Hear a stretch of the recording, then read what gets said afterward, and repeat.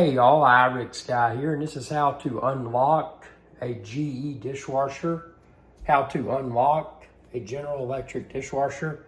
You can see here if I push this button that it doesn't cycle through the modes, and it doesn't cycle through because it's locked. So to unlock it, what you do is push this right here for about 3 seconds.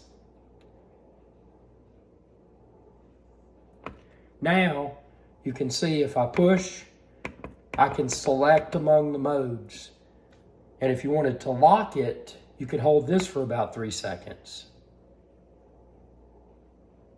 See, now you see those dots, and when you push, it won't do anything because it's locked. So to unlock it, hold that for about 3 seconds. And now there's a single dot. You can navigate among the various modes. So that's how to lock and how to unlock a GE dishwasher.